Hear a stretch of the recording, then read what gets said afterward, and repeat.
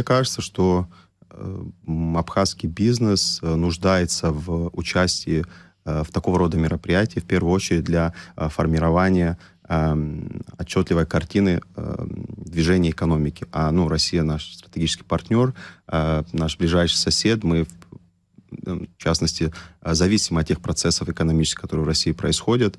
И форум — это именно та площадка, где лидеры мнений, представители крупного российского бизнеса, банки, в частности, представители государственного сектора, открыто, честно, прозрачно говорят о том, какие они видят опасения, угрозы, связанные с российской экономикой, и в целом о перспективах экономики и стран вокруг России.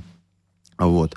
И в этом контексте, наверное, стоит упомянуть о том, что довольно, когда мероприятия такого формата проходят, иногда складывается впечатление, что такие форматы без критики, без условно нахождения третьего мнения, и так далее. Но на самом деле все довольно не так.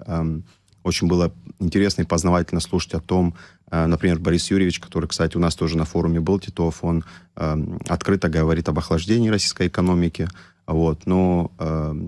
И Алексей Мартышов, на сессии которого мы тоже присутствовали, тоже говорил о своем видении того, как из этого процесса охлаждения выйти, и как, несмотря на то, что рост инвестиций в их сектор экономики происходит, темпы этого роста, они, соответственно, в первом квартале 2026 года сокращаются.